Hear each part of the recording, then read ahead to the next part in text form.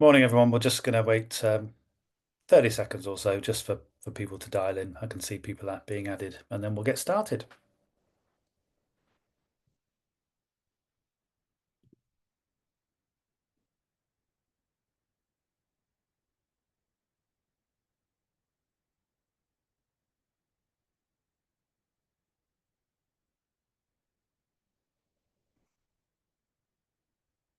Okay, I think that's sufficient. We've got numbers ticking through and more joining, so let's get started. So, good morning and welcome to this latest ZC3 Thought Leaders webinar. Many thanks to you all for attending. The aim of these webinars, which Mobility Ways typically hosts fortnightly, is to support sustainability learning and invite collaboration on transport and decarbonisation topics. For those new to Mobility Ways, we are a leader in transport decarbonisation and the leader in tackling commuting emissions through our comprehensive Measure, Reduce, Report framework. Through tech-enabled tools and data-led processes, Mobility Ways helps places and organisations reduce carbon and deliver operational improvement, particularly in areas relating to estate management, resourcing, inclusion and employee well-being. My name is Graham Bannister and I lead Mobility Ways interactions with councils and combined authorities. And so to today's webinar, how transport is integral to local growth plans. I'm delighted to be joined today by Paul Swinney, Director of Policy and Research at Centre for Cities. Centre for Cities is the leading think tank dedicated to improving the economies of the UK's largest cities and towns. Paul has published extensively on a range of topics relating to city economies. Many thanks, Paul, for your time and support on this webinar. Paul will present for around 20 minutes, leaving good time for questions, so please add these along with general queries and comments as they come to you via the Q&A function. Actually, queries and comments are really important, particularly for this topic. There are many interacting topics and dependencies associated with growth, and so this webinar is an opportunity to gauge opinion on the factors of greatest importance for those attending today in the pursuit of delivering place-based sustainable growth. If we don't get to all questions and queries during the webinar, we will follow up over email. Plus, with this session being recorded, a link to the video will be circulated. So just to set the scene for a couple of minutes, as all joining the session today will be aware, there are perhaps more moving parts than ever when it comes to transport strategy and delivery. Local transport plan updates, capital and funding and revenue funding aligned to bus service improvement, and city region transport settlements with the hope of longer term settlements beyond next financial year. Then there is a multitude of strategies required of authorities encompassing active travel, transport decarbonisation and transport transition, electrification, for example. And then there's the KPIs, keep up pothole infilling. On top of this, there is expanding devolution, and linked to that now, local growth plans, with initially the established mayoral combined authorities needing to create and submit their plans before, I think, the 31st of July this year.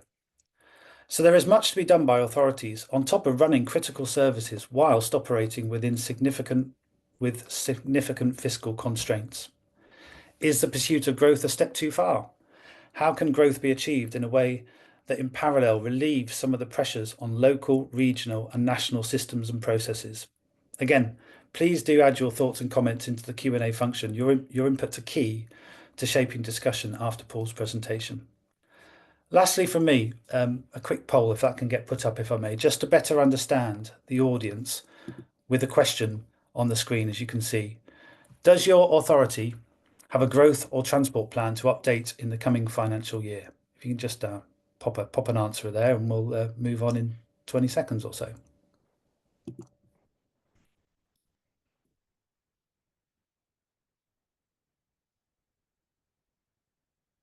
I'm not seeing the answers, but I'm hoping that they're being captured somewhere. We might be able to come back to that in a point in time.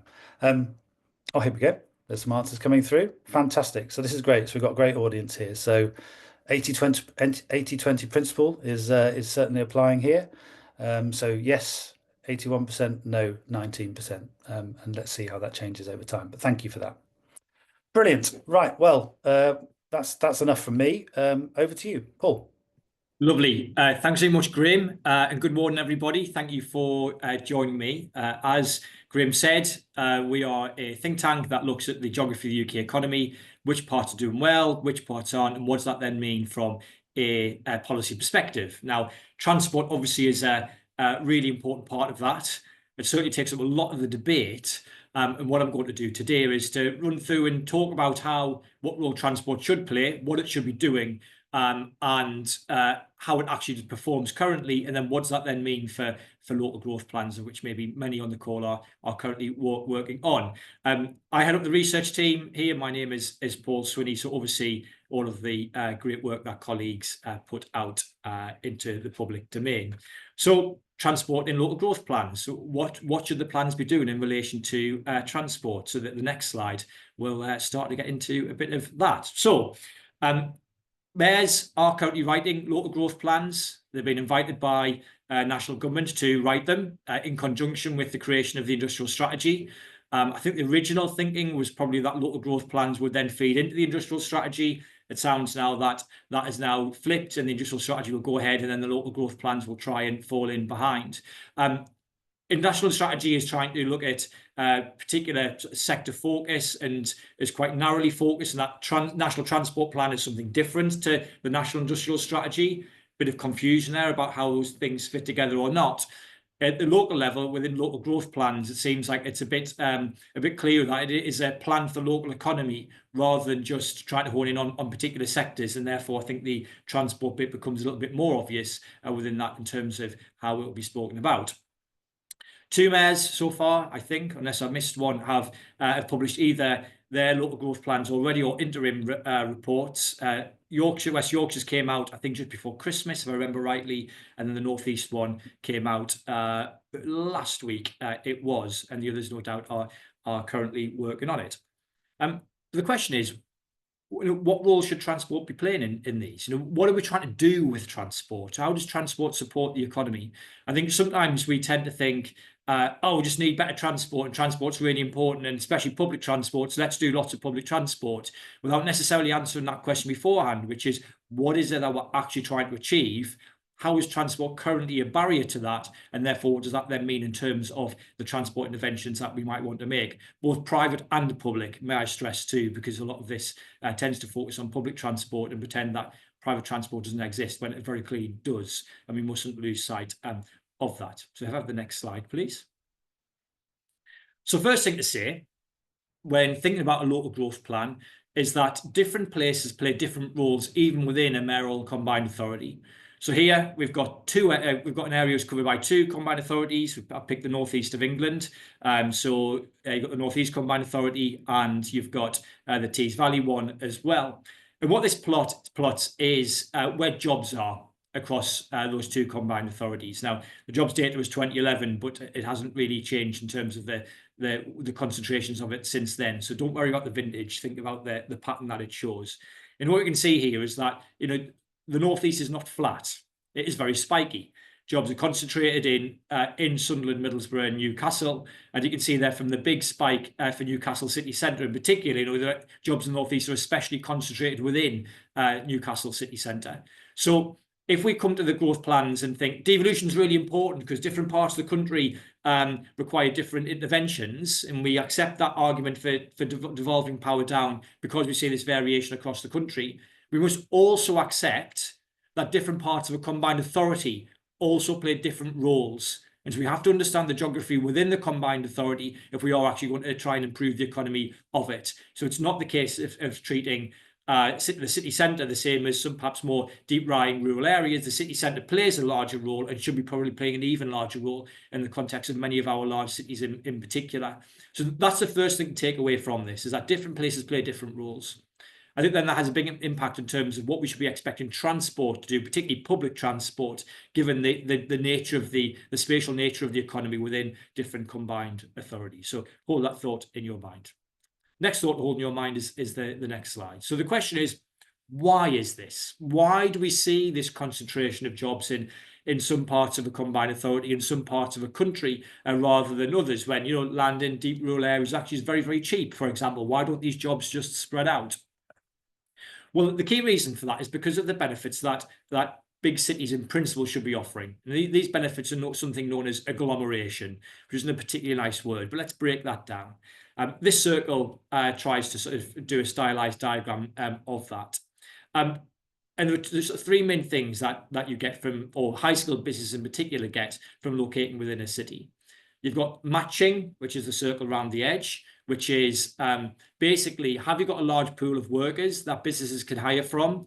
Have you got a large number of job opportunities that can better match people with their skills to those jobs too, which improves productivity too, because you're getting better fits, so you're not having square pegs and round holes. Large amount of opportunity means that you're better able to match people to jobs, as well as having a larger pool of potential people that businesses can hire from. That's number one. Number two is the idea of sharing. Basically, you get to share infrastructure, share broadband, street lights, supply chains, etc., which is much easier to do in a dense environment than a spread out environment of a rural area. And the third and final one is the one in the middle, which is called learning. What does that mean? Well, it's basically the opportunity to have face-to-face interactions with one another, to share ideas and information, and then take that new information. You've got to come up with new ideas. Now, the best way of talking about that, because it sounds quite intangible, is to think about, you might be in an office, you're having a conversation with somebody else, a third person says, hang on a minute, that's interesting you've said that. I had a conversation with that person, they said this, does that help you? And that might well then unlock a barrier that somebody faces, or indeed help come up with a new idea which then can be commercialized. That's something that happens within offices generally, but happens across city centres in particular, because the ability to people have those meetings, have those spontaneous interactions, and come up with those new ideas as a result. As an aside, it's exactly that reason why the city hasn't died, why the office hasn't died in a post-COVID world, in which the anniversary of lockdowns, 5 years tomorrow. Cities have come back because of this benefit of face-to-face interaction. Now, obviously, I must be doing a great job standing here in this room talking to you now, but I can guarantee I'll be doing an even better job if we were all in the same room together, just to underline, I think, the value that we do get from that face-to-face interaction. So that sort of shapes, why we see what we see, is because there are these particular inherent benefits that cities offer, or should be offering, to particularly high-skilled businesses, which is why they, in the Northeast context, locate in Newcastle city centre in particular, and don't locate in rural Northumberland, because yes, land is cheaper out there. Yes, lots of access to green fields and nice hills, etc. But actually access to those workers and access to that knowledge in terms of access to other types of companies is something that's much more difficult to come by in a deep rural area rather than a city centre, and that's why we see this variation in where jobs are across combined authorities and indeed across the country too. So what does that then mean from a transport perspective? Well, what it means, if you think about the benefits that we're talking about there, is that the role of transport is to link that pool of workers, particularly high-skilled workers, into jobs that are in particularly clustered within city centres. And so the role of transport, if we're thinking about the benefits that cities offer and the roles that they play, should be about trying to make that pool of workers as large as it possibly can be.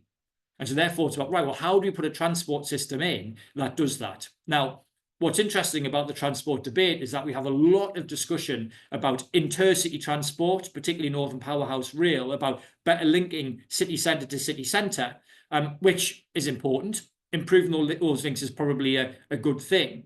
But if we think about the benefits that cities should be offering, actually it's not intercity transport links that are the most important thing, it's intracity transport links. It's not point to point from city centre, but it's actually, what does your network look like in terms of that radial pattern coming out from the centre to increase the number of workers that can commute in from anywhere around that city. And that's the role that public transport, transport should be playing on a day-to-day basis. Now, when it comes to then getting people into city centres in particular, all of a sudden public transport starts to play an important role there. Because if you're trying to funnel tens of thousands or hundreds of thousands of people into a very small city centre, that just isn't practical by private transport. And therefore, thinking about the role that the public transport system plays within that starts to become important.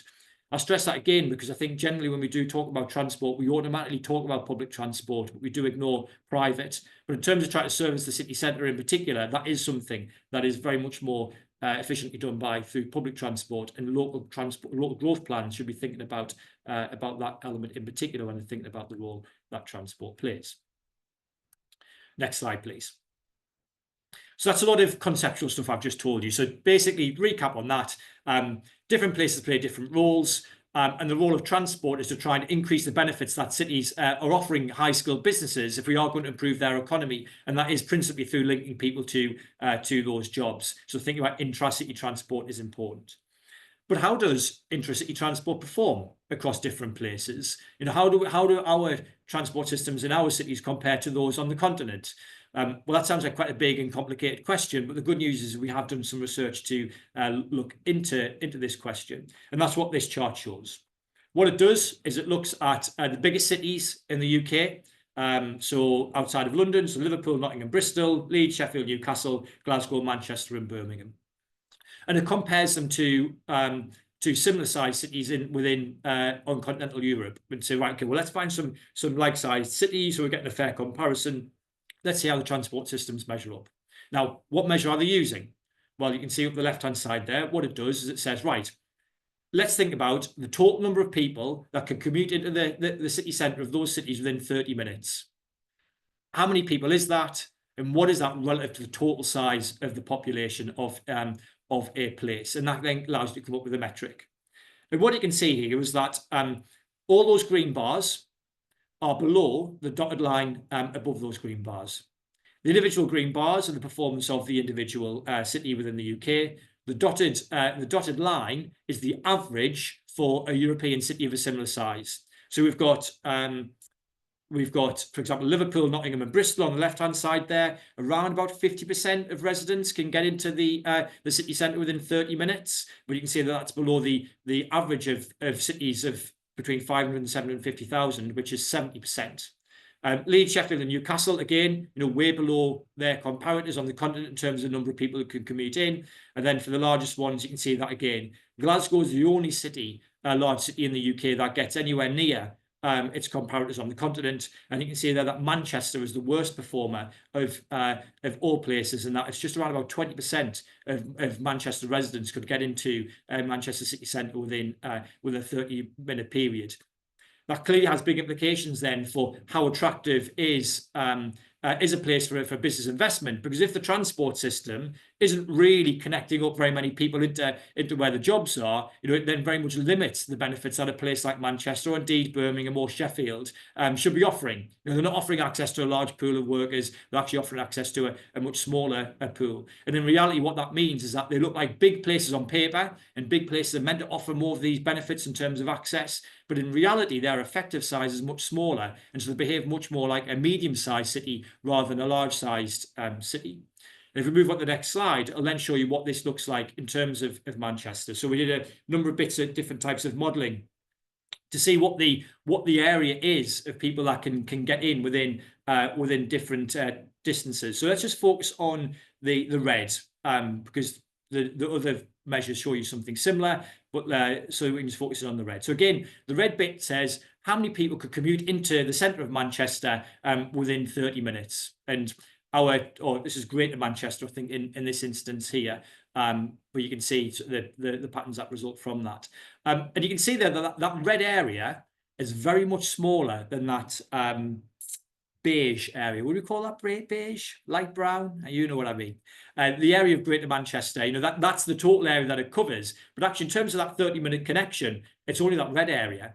So again, this really underlines this point about Greater Manchester is a population of around about 2.5 million people, I think. So on paper, it's a big economy. But in reality, because of the connections that we've got, actually the actual size of Manchester is much smaller, particularly from a city centre perspective and the pool of workers that can be pulled in. And that's what transport needs to be changing. Manchester should be offering the benefits that other big cities on the continent offer, but because its effective size is much smaller, it is basically performing more like a medium-sized city, it's not offering those benefits to the same extent. And it suffers as a result in that its economy doesn't perform particularly well, which is a trait that we see across all of our large cities too.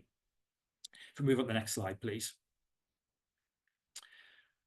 But it would be a bit of it would be natural to do this, but it would be an error to think, oh, well, that's just all down to transport infrastructure. If only we had better transport infrastructure in these places, everything would be better, and you would have better links, and therefore people would be able to commute. Yes, there's some sympathy with that, but that isn't the only challenge. Now, can understand why people think that, because when you go on a visit to a weekend stay in a continental city, you'll emerge at the train station or wherever it is that you come out, and you'll look around and you'll see tram stops and trams coming past, and this fantastic infrastructure that we just don't have to the same extent in most of our large UK cities. But that isn't the only reason why we're seeing this underperformance. And hopefully this example that I've got of Leeds and Marseille helps illustrate some of that. So the Leeds figure, in terms of the number of people who can commute into the city centre within half an hour, is 38% of the total population of Leeds. So pretty low relative to its European counterparts, but especially low compared to Marseille, which you can see from the green bar on the right-hand side is 87% of all of Marseille's residents can get in within half an hour. So we did some modelling on this and say, okay, well, there are two things governing this. The first is, what is the area that the network covers within 30 minutes? Does it reach out further than what Leeds does? And the answer to that is yes. The transport network in Marseille spreads out further than what Leeds does, and so it can reach, it covers a broader, or basically that 30-minute catchment is a larger area in Marseille than it is in Leeds. So transport infrastructure is playing a role in that. But when we did some modelling on that and said, okay, well, if Leeds has had as extensive transport network as what Marseille does, so stretch the size of that catchment, how many more people could commute into the centre of Leeds within half an hour? And that's what that purple block shows. There will be an increase of 23 percentage points. So Leeds will go from 38% up to 61% of coverage. But you can see there that 61% is still much lower than the 87% within Marseille. So what else is going on there? Well, it's not a transport issue at all that's governing this, but a density issue. The second thing that Marseille does differently is that it is much more dense than Leeds, which means a much greater share of people live closer to the centre. So that 30-minute catchment that Marseille covers, you just have more people living within it. Whereas much lower density Leeds has got people spread out over a larger distance, which then makes it physically more difficult to connect those people into the centre. It also makes it more difficult to run public transport services too, because it affects levels of demand. In terms of low density areas, car is king. It's easier to take the car. Higher density areas, driving the car actually is a bit of a pain in the bum, and so you're much more likely to take public transport, which increases demand, which allows you to put on a more frequent service too. Now, if Leeds the lack of densification that we see in Leeds is the rest of the explanation as to why Leeds doesn't have as large a pool of workers that can pull in within 30 minutes. It's because Marseille is much more dense that it's able to then increase the size, the number of people who can do that too. So again, there were two factors. One is transport infrastructure, yes, but the other one comes down to housing density and the number of people who live there. So we've got the next slide to give an example of density. So these two examples here are both similar distances from the centre of Leeds and the centre of Marseille.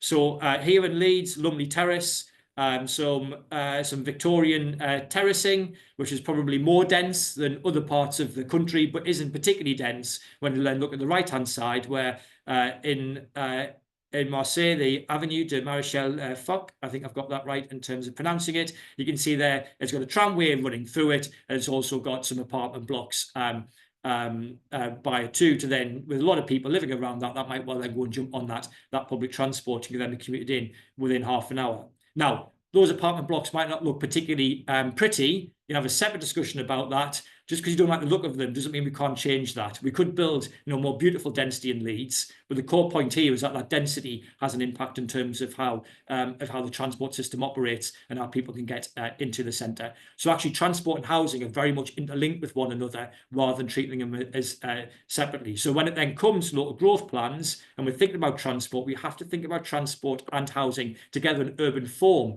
around stations and stops, rather than just thinking about putting in more transport infrastructure. Next slide, please. And this low density is something that doesn't just affect Leeds, but it affects all large cities in the UK, certainly outside of London. So here you can see density that we've got across large cities across Europe. You can see there London does pretty well in terms of being sort of towards the left-hand side of the chart. When you then look through the rest of the chart, you can see that actually other large UK cities are towards the right.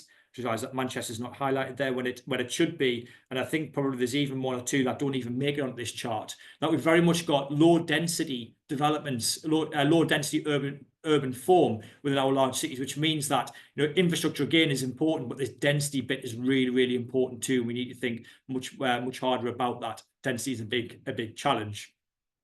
Can we move on to the next slide, please? This then affects, as I alluded to already, this then affects transport choices that we then take. High density areas, as I said earlier, it is a pain to drive around in because there's more congestion. There's where do you park your car? Where do you store your car? Actually, in terms of the balance of what you then decide to do, you probably start to take public transport because it's just difficult to take private transport. Then because you've got a lot of people who want to use the network because cars are so popular, you then provide a better transport system, more frequent transport system, because you've got the flow of people who want to use that all of the time. And that's certainly something that happens in London, for example. That certainly happens in London because of the function that London has got. I haven't got my charger. I'm going to go and get that. So if you just bear with me for 1 second before I totally lose you.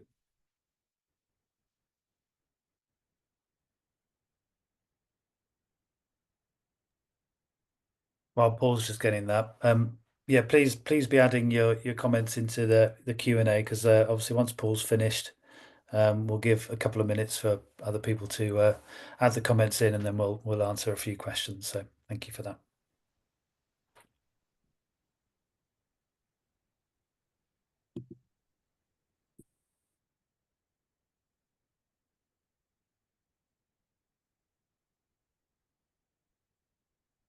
So everybody, that was a bit of a rookie error, wasn't it? Let me just sort that out so you don't lose me. Good, right, hopefully it is happy again now. Right, where were we? So density influences how people about the transport choices that people take, and because then services are more frequent too, because of high density, then change their decisions. So let's look at how this affects what happens in London. So 90% of people who work in central London take public transport or walk. 9 in 10. Now you might think, well, wait, I know that. We know that people in London take public transport. But if you compare that to the national average, that is an enormous difference.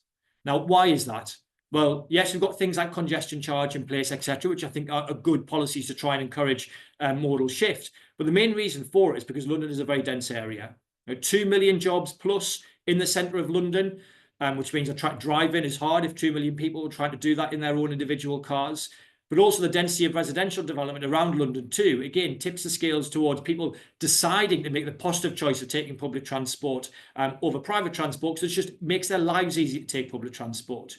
Whereas you think about, poorly performing city centres that aren't very dense, and then low density developments that we've built on the edge of town over recent years, they bake in car dependency, and it's just easier to take the car than it is to take public transport, where you have to walk 20 minutes to the bus stop, and then you're waiting 20 minutes for a bus if it even turns up at all. Much lower reliability, which means you're just going to take the choice of the private car. So understanding the benefits that people the benefits and costs that people face and the incentives that they face, really should be driving transport choices in the way that I think sometimes you just will people to go onto the bus, or we just will people to go onto the train. We can't do that. We have to be much sharper in our thinking. Now, this chart here shows average car ownership within London. And you can see, certainly when you start to get to the centre of London, where you've got those very dark areas, fewer than half of households own a car within those areas. Fewer than half. Now, again, I can't remember the stat off the top of my head, but the national average is way higher than that, which really shows how density and influences transport choices and allows you to then change the transport infrastructure that you can put in place as a result. So again, underlining this density and transport point. But I've talked a lot to you about big places. Next slide, please. I'll show you even how this influences smaller places as well. So this map here on the left-hand side shows Cambridge. Obviously much smaller place. The green or sludgy green area around it is Greenbelt, where you're not allowed to build on, which basically strangles Cambridge. And then I've picked out Cambourne to the west of Cambridge. Now, Cambourne is a new town, but yes, it was a new town which was built in the late 1990s, early 2000s, I think, is when development started. The reason why Cambourne was built was because Cambridge got very high house prices, it needs more houses. But the decision was taken that We weren't going to try and build on the green belt, or we weren't going to try and densify Cambridge further, but instead what we're going to do is hop the green belt and build a brand new development. Now, what we know about Cambridge is that cycling is very, very popular. And the chart on the right-hand side shows you that around about a third of people commute to their job in Cambridge by bike. And you can see there's quite a large share of people who decide to do that on foot as well, which is the dark bar, which sort of takes you to around about 50% of people doing active travel in order to get to a job within Cambridge. Now, if we built more houses, Camborne's houses within Cambridge, I think we could probably reasonably assume that people would take the similar transport mode choices to what was the existing pattern within Cambridge, because of the infrastructure, because of the degree, the density in place as well. But because we built them in Camborne, 9 miles west of Cambridge, people have made very different transport choices. So fairly isolated place, relatively speaking, low density place as well. What you can see there is not only was walking and cycling not very popular, but commuting by car was even more popular than what it was at the national level. So we've gone from a place where Cambridge, 9 miles away, which doesn't use the car very much at all relative to English and Welsh average, then swinging totally the other side in terms of then people taking a very different transport choice. Why? Low density development, a distance away from where jobs are. People take very different transport choices as a result, rationally. And we have to understand that, which then has implications for not only the transport infrastructure we put in, but also about where we decide to build houses and how those two things then link together. If we go to the next slide, please. So finally, I've talked a little bit longer than I was intended to, so we can wrap up. What does this then mean in terms of conclusions? Well, local growth plans need to focus on trying to raise productivity, about trying to make places more productive, more prosperous places by thinking about productivity. In order to do that, different parts of a combined authority will be playing different roles in order to do this. And we need to understand that within our plans, what we expect to get out of a city centre compared to what we expect to get out of a deep lying rural area. Transport's economic role is to link people to jobs, and that requires a focus on intracity transport. But now, finally, a point which I've probably laboured, but it's important to stress again, where housing is built is an important part of the role that public transport in particular plays. And we can't think about those two things separately. We need to think about them together and how they then link into the geography of a combined authority area if we are going to have, if we are going to get transport to play the role we need it to play, which is to try and make a place more prosperous. If we move on to the next slide, please. So that's all I have to say in terms of the findings. It'd be great to get some questions on that. Just a quick heads up for future Centre for Cities events that we do. We run a number of our own events, as well as coming to talk on events like the one that we've got today. 3 upcoming online events that we've got. What can we expect from the Grey Belt? The government's idea about building on the Grey Belt and dealing with some of these Green Belt challenges I just identified in Cambridge. That's next week, 31st of March. How can cities attract more investment is a question we'll be asking on April Fool's Day. That wasn't deliberate. And then finally, how has COVID changed our cities 5 years on? Is the world totally different, or is it actually much more similar than what some of the predictions suggested on the 8th of April? And you can sign up for those on our website, which is centreforcities.org/events. Graham, back to you. Amazing. Thank you, Paul. Fantastic. So we've got some questions coming through. I do actually see one that's talking about COVID. So the 8th of April basically is the one to go to that one. But just while we wait for a few more questions to come through, I might just pop in a bit of information about a couple of events coming up for us. I mentioned that we do these kind of webinars every kind of fortnight. So the next one we've got, Jack, if you just want to pop it to the next slide, exactly that. So the next one we've got coming up in a couple of weeks' time is where we'll be doing a bit of a deep dive into the Corporate Sustainability Reporting Directive and the compliance aspects with Capgemini. I think the registration link will be added to the comments, but we can also add it when we circulate the video link to this webinar in due course. Next slide is a really important one for us. So in May, we're having our annual ZC3 conference. It's a real deep dive into the tackling of Scope 3 commuting emissions, the advancing of sustainable travel to and from workplaces and key destinations, and ultimately the sort of the complexity of influencing behaviours to deliver that kind of impact. As you can see from the slide, we're delighted to be joined this year again. Actually, I think this is the second occasion that Mike Berners-Lee will be joining us. He'll be showcasing his new book, and I believe there'll be chances through this online day to win copies of that book. Okay, so on to questions. Fantastic. Plenty coming through. Um, I will start at the top because why not? We've got plenty of time, so I think we'll be able to get through most of them. So the first one, Paul, is around you shared lots of slides there about public transport accessibility, 30 minutes. And there's a question here about how does that kind of compare with driving times? Are large cities just encouraging people to drive in and creating more congestion and slower travel times? Great question. So I think we vary this in terms of the different bits of modelling that we've done, but I'm fairly sure that in what I presented to you today, or certainly most of what I presented to you today, does include driving times within that, as well as public transport to get the size of the network, or basically the coverage that you get within 30 minutes. So that should be included in order to then give you the figures that I've produced. The whether big cities are encouraging people to drive in or not, I think their low density form means that historically they have done. That it is just easier to drive than it is to take public transport, which then probably fuels a degree of congestion. And certainly, I think congestion is a challenge in large UK cities compared to European ones and to US ones as well, for a number of different factors. But basically, urban form is what drives a lot of that.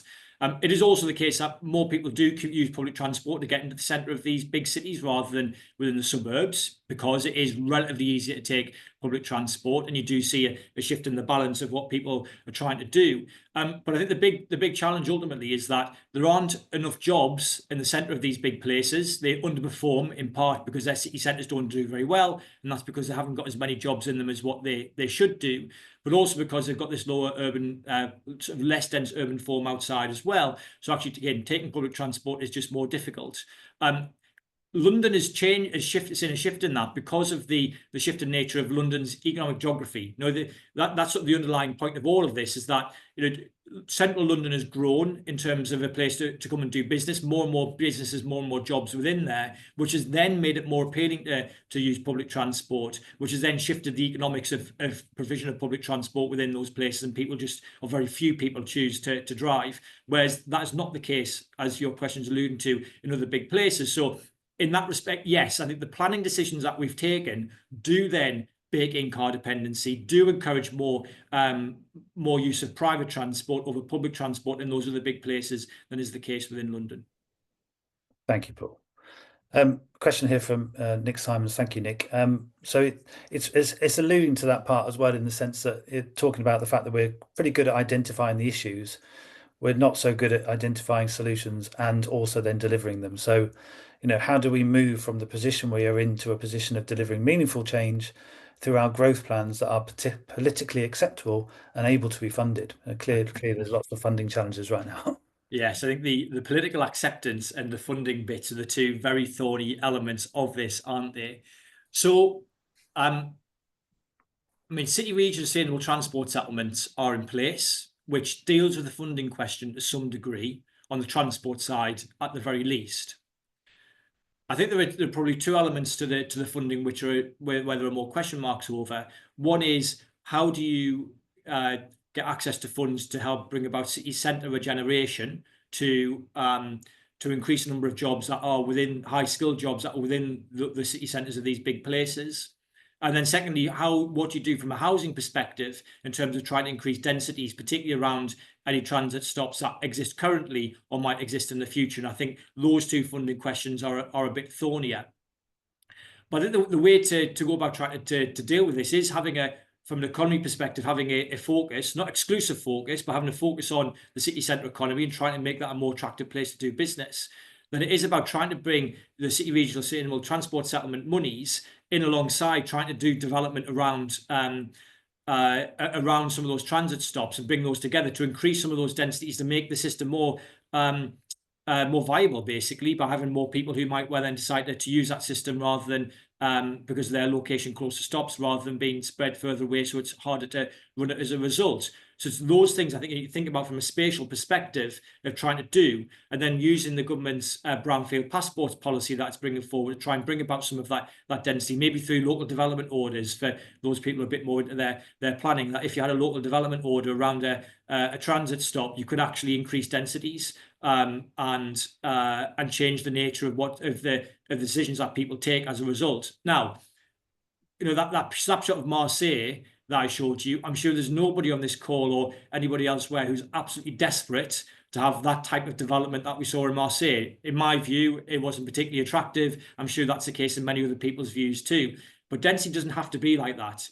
Density isn't 1960s high rise or just 1960s high rise buildings. It's also the density you get in Maida Vale, that you get in Kensington, etc. as well, which are some of the most expensive streets in the whole of the UK. So it's how you design these things will influence how attractive they are, which I think in part then comes to some of that political acceptance of some of this. But I think we've got to think about those core principles first and get those right. Then you can think about what that means in terms of trying to sell that to the politicians. That's really interesting. Well, I think actually I'm just going to skip to one actually, which is follows on from that about this sort of acceptability for individuals. So there's a question here from Chris Ward. Thank you, Chris, around the principle of density is well accepted, but how do we make these things popular with buyers? So again, the point you're making there about design is so critical to that. It talks also about the fact that perhaps we've got some issues by the cladding scandals and the press sort of backlash to all of these kind of things.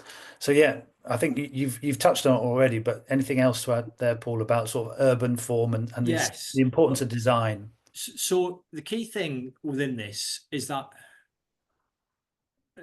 people operate within there are all sorts of trade-offs that people have to make in their daily lives. And I think if somebody could live in a mansion with acres of parkland and have a bath made out of diamonds or whatever it is, people probably want to do that. But the reality is that they can't do that, and they're trying to sort of balance off a whole different number of things. One being budget, but also access to jobs, etc. Too, about where they decide to live. Now, I think UK generally we've got a bit of a negative reaction towards density, some of which is very understandable as to why that would be the case, that we don't have on the continent. Density is much more accepted in terms of apartment living, etc. The one place where that isn't the case very clearly is London. Now, people are willing to pay to live in dense environments, and particularly willing to pay top dollar to live in dense environments in Maida Vale and Kensington, for example, because of the other benefits you get from that, in that you've got access to lots of high-paid jobs, and you've got access to a density of amenities as well that people want to go and experience and enjoy too. And increasingly, we are seeing that within the centres of Manchester and Birmingham in particular, and Leeds, that have seen a boom in city centre residential living, which suggests that there is this appetite for this type of living, particularly for people of a younger generation. For families, it's a little bit different. But I don't think that means that, therefore, density equals bad in people's minds. I just think that it depends on what are you getting by living in a more dense environment. Now, if you're then in a struggling city where there aren't very many jobs in the city centre, to be able to walk to, there aren't many bars and restaurants in the city centre to be able to go and enjoy. Are you going to choose to live in a 2-bedroom apartment in the city centre, or are you going to choose to live in a semi-detached house in the suburbs with a front and back garden? You're probably going to do the latter. Whereas I think in a place like London in particular, but increasingly in a place like Manchester city centre, people have then seen that actually there's been a jobs explosion. There's then been an explosion in amenities around that in terms of bars, cafes, restaurants, etc., which has changed the desirability of Manchester city centre as a place to live. I think if you deal with that side of it, people all of a sudden are prepared to put up with the density element, of which clearly there's a downside to having less space or having somebody living above you and below you, rather than the only thing between you and the moon being blue sky if you live in your own house. I think that's a really important point, isn't it? Because when we talk about growth, this local growth plan, bringing together all aspects, transport, public services, public health, housing, actually amenities. Do you have the services and stuff that you need around you? And if you do, exactly right, it's going to be a more desirable area. I think there's a really interesting question about businesses, talking about presumably there are surveys of businesses that say ease of access, good public transport is a key issue for them and a determinant of their performance. Um, I'm really glad this one's answer been put forward because this is a lot of the work that Mobility Ways does. We work with large organisations to help them advance sustainable travel, and a big part of what this is about is the operational benefits that that brings, employee well-being, cost of living, actually helping with recruitment. I'm quite. I live in Leeds, and a couple of weeks ago I went across to there was a business engagement effort related to the mass transit scheme that hopefully, finally, will happen in Leeds, largest city in Europe without a mass transit system. Um, but they have their West Yorkshire Combined Authority are really recognising the linkages with businesses and getting businesses on board to recognise the value that an enhanced transport system can do to basically get people to and from place of work. So I think absolutely businesses are really important. I think if in areas there isn't that level of business engagement, to get those critical large employers really bought into the benefits of sustainable travel, not just for themselves in terms of managing their carbon scope 3, but for their employers, I think it's a fantastic opportunity. I mean, anything else to add from you, Paul, on that one? Yeah, I think you see the revealed outcome of this. In terms of, I think, increasing desirability of companies who want to locate near train stations Mm. within large cities. I think it's even happened in smaller ones. I know in Crawley, I think KPMG have moved to sit above their the train station in Crawley from an out of town site that they were on because of the benefits that has in terms of connections to London, but also connections to other places too when they're going out to see clients. But let's say in other big cities, I think there are examples of where you're seeing this clustering of businesses towards train stations or tube stations in London's context. So there's a revealed outcome of that. And I'm sure the surveys that have been run on this as well. I can't think of any off the top of my head, but irrespective of the survey, we actually have the real outcome that we can see. Fantastic. Question from Hugh. Hi, Hugh. Yeah, talks about this, and I think you referenced the event that you got coming up around post-COVID. So there's a question: what's your view on the changing role of cities post-COVID, and on what transport may need to do differently? Yes, great question. This is one that was asked a lot, certainly in 2020 and 2021, when there were all sorts of wild predictions being made of people predicting out for the middle of a crisis and therefore extrapolating from there, and the world's going to change forever, which I was duly skeptical of. And I think our lived experience since then, so it backs it up to a certain degree. Well, what do we know? 2019, people certainly in London, because we've run the survey in central London, were going to the office around about 4.2, 4.3 days a week. Hybrid working wasn't zero. Even pre-pandemic Fridays, you did get a degree of people working from home already. And then the pandemic came and we had restrictions put in place, and basically that fell to 0 days a week of office workers, at least going into the centre of London or indeed into other big cities. And then we had predictions that people were going to work from home forever. The genie was out of the bottle and the office was dead. Fast forward 5 years to where we are now, and that very much isn't the case. We're seeing a strong return to the office. It's not at 2019 levels. Sort of is Tuesday, Thursdays, not far off. Mondays and Fridays, very much further away in terms of people coming back to the office. But certainly there has been a return to the office.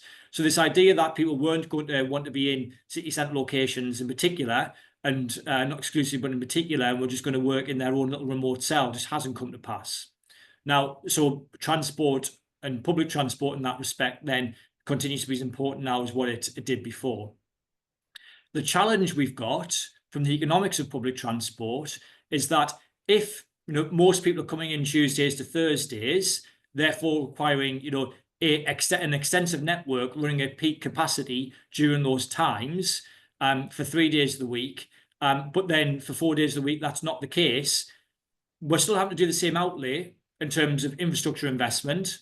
We're still having to deal with quite a lot of the costs, even if you can reduce some of them because you're not running some of the trains quite so frequently. You're still having to buy the rolling stock, etc., as well, and pay staff to a certain degree, which means that actually the network needs to be as extensive, if not even more extensive than it was in 2019, but your revenue is less potentially than what it was in 2019, which makes these things much more difficult.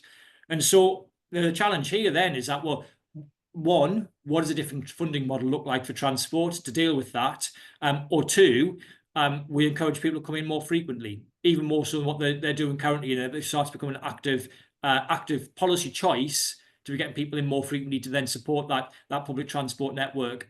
For one of the reasons, I think there are other reasons to do that as well. But of course, politically, that is quite difficult. Now, it's interesting that there are some businesses that have decided to do this anyway without any sort of policy nudging. So Amazon is the one that is most obvious that has happened in terms of announcements in recent months are coming back 5 days a week. But it might well be that as we've seen this gradual, increase of people being required to come back into the office and choosing to come back too, we know from the surveys that we've run, that we shouldn't think where we are currently is now at the new equilibrium. We are now at the new normal. And actually, I think the progress we're seeing is that we're still in a state of flux, and we shouldn't be surprised if we continue to see an increase of people coming back in, certainly on a Monday, maybe on a Friday, which maybe makes some of those economics of running the public transport system even easier in a year's time. Certainly what they look like today, but even, especially compared to what they look like in 2021. Yeah, and we run an annual commuter census, and part of that is obviously tracking hybrid working from office versus working from home, and we're seeing the numbers increasing. Um, Everything points towards within reason, and I think it's good to see there's a lot of flexibility that's remaining with working places, what suits people best, but recognizing that actually for a lot of people, working in the office is better for them. The collaboration piece is key. The perhaps more junior people in an organization, and actually being able to see the more senior people in the office as well, to aspire towards those roles, I think is really important. So collaboration, being in the office for the right reasons. But yeah, the overlying trend that we're seeing is towards more people getting back into the office. Yeah, and I think the word flexibility there is important as well, Graham, because people Yeah. tend to think that if you're saying people should be in the office more frequently, then it sounds like we're taking flexibility away. But actually, flexibility comes in many different forms. It isn't just, oh, you get to be at home on a Monday and a Tuesday and a Friday, or wherever it is. It might be actually you're in, but you get to leave earlier. So I personally work 5 days a week in the office through personal choice. I leave early on a Wednesday and a Friday to deal with childcare issues. So flexibility goes in many different ways. Which isn't just the or you get to work from home a number of days a week. And that's an interesting dynamic when it comes to transport. Actually, if you're flexing some of that stuff, and one of the challenges is, well, I'm not sure if I can get back home with everybody else at 5 o'clock. Changing some of your hours, working with your employer, actually could open up opportunities around sustainable transport that perhaps currently are being closed off as an idea. So we've got about 8 minutes left. I'm going to have to start cherry picking a few of the questions. We will get back to those that we don't answer right now, but there's a couple of interesting ones. And there's a question actually that I had, so it's kind of in the same vein. So from Andrew Dorian, thank you, Andrew. Talks about, do you think the role that spatial development strategies could look at knitting together transport plans and local growth plans? And I think for me, sort of expanding on that a little bit, is there enough of a framework that's being provided here by government towards what a local growth plan should look like? I mean, you mentioned it already, Paul, the National Industrial Strategy, Invest 2035, I think is it, or is a form of it. Um, should should there be more direction in terms of the framework and what it should look like, and then respecting on top of that obviously within each local area it's going to look a little bit different because of the communities that they serve. But are there too many bits and bobs, and how do we bring them all together? Yeah. So I think there's definitely confusion Mm. around the different documents. I don't think it's necessarily a bad thing that there are a number of different documents, but I do think it's a bad thing that we don't understand how they relate to each other, and there hasn't been enough guidance about how they relate to each other, and that's where the problem is. In terms of what guidance should be given with respect to industrial strategies, I don't think the government has been clear enough about what it is it's trying to achieve. I didn't stress this enough in the presentation. I might do this a little bit more. What it should be trying to do is to improve productivity growth. The challenge we've had over the last 15 to 20 years is that productivity is totally flatlined in the UK. Why does that matter? Well, increase in productivity allows us to get more out from what we put into the economy, which allows us to pay ourselves more. It drives wages. And that's why wages have been flat over the last 15 years in real terms, is that because we haven't seen any productivity growth, and that needs to change. Now, the government hasn't been clear about that because it says we want to be the fastest growing economy in the G7 over a certain period. They don't mean productivity growth by that, they just mean output growth. Now, we could do that by creating loads of low-skilled jobs, get more people into low-skilled jobs, and the economy is larger, which doesn't really deal with the problem around actually prosperity and long-term living standards. That's why productivity is important. If you set that clearly, then everything else should fall in underneath that. So local growth plans, therefore, should be trying to maximise productivity within their areas. It's then up to the places themselves to think about how to try and do that. They should do that in respect to thinking about that different parts of a combined authority play different roles, where the high-skilled businesses want to go, how do we then try and work with the grain on that to make ourselves as attractive to these high-skilled businesses as possible, which probably means you're dealing with challenges around the city centre in particular, and then what role does transport play in that in terms of trying to increase productivity, which is hopefully a story I've tried to tell in the presentation that I gave, but that's how all that would fit together. So it's not about explicit guidance of, oh, well, you should look at this and you should do that and you should do the other. I think it's about having a really clear framework about what it is we're all trying to achieve, and then everything should flow into that. And if you put forward a suggestion then that doesn't fit into it doesn't work in terms of a mechanism of improving productivity, you then say, why is that in there? But you're not going, okay, well, you have to do like this, that, and the other. The whole point of the local growth plans is that you're meant to be able to think about what the solutions are for your area. But we have to understand, we all have to be gunning for a common problem or dealing with a common problem if we're going to get the solutions we want, rather than not having that guidance. So basically there's no guidance and then in terms of what we're trying to do, and then there's no guidance in terms of what it is that places should do, and none of these things add up. Thank you. I'm going to sort of paraphrase a little bit of a question from Ross. Thank you, Ross. Talking about the role of greater density and improved transport to reduce inequality. I mean, just kind of linking that in with what you talked there about productivity and the quality of jobs. I think there is a tricky balance here to dive, because obviously some of those higher quality service type roles are those opportunities being offered up to those that live in the local area, or is this actually just jobs that are going to be filled by people coming in? There's still this transport piece to work out, but I'm really interested in the kind of the whole productivity for those who live in the region. And transport is a key aspect of this. If I hear quite often from various councils and combined authorities where there are jobs, there's employees in the area, they've got jobs, they've got apprentices that they're trying to fill, they can't fill them because people can't get to the place of work. So yeah, just interested in your views potentially, Paul, around sort of inequality and accessibility in all of this. Yeah. So I'll make a very simple point. You can't have inclusive growth without growth.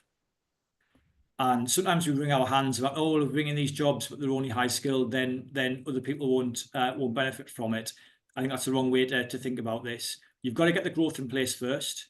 If you've got those high skilled jobs in the city centre in place, then that's bringing money into the local economy, which puts money in people's pockets, and then decide to go out and spend that. The cinema, cafes, bars, restaurants, etc., which then increases the jobs in lower skilled activities in those types of industries. This thing that's known as a multiplier effect, bring in the high skilled jobs, and there's this spillover impact in terms of then the jobs it then creates locally as a result because of increased demand. Now, so I think there's a direct benefit from that. And so you've got to have that growth in place first. Then there's an issue around, can people even access the low skilled jobs from a transport perspective or from a skills perspective? The answer to that might be no. And therefore that sort of defines what your policy should be trying to do. But we shouldn't think that we can shun. There's no plausible way of getting growth in an economy without trying to attract more high skilled jobs. You've got to have that first before you can get the inclusive element. There are a range of policies you might put in place to try and make that growth as inclusive as possible, but you've got to have that growth first. Fantastic answer. Love that. One more. We've got one more minute, and I just wanted to actually, because we talked a lot about jobs and growth, but actually let's think about community in its whole. So there's a question here about representing a very successful large market town, Winchester. I know it very well, which has more jobs than residents of working age. Where do you see those fitting in? So I think, yeah, that question's about actually accessibility for all. Yeah. So Winchester probably could be an even better version of itself than it currently is. It's pretty successful already. A local growth plan should be trying to make Winchester an even more successful place. And that will be, given especially what you outlined there about what do transport connections look like in order to make sure as many people as possible can access the opportunities that are available within Winchester. But from a Solent perspective, and especially from a national economy perspective, Winchester still plays a very, very small role, and because it's a small place. So I think the key challenge there for Winchester is that if it does want to have more national significance, it is going to have to grow. And that means growing in terms of houses as well as commercial space. And that might not be very popular locally. But I think that is the frank conversation we need to have, which is, if Winchester is going to play this, or we want Winchester to play a bigger role, in a regional and national sense, we're going to have to be prepared to take on the implications that then means from a growth perspective, which means more buildings. And I think that's the key challenge for a place like Winchester. Fantastic. Well, like I say, there was several other questions. Thank you for those. We'll pick up on those in due course. Like I said, the video for this will get circulated to people. Thanks, Paul. Thanks for your time. Thank you for everybody. Enjoy the rest of your day. Thanks, bye.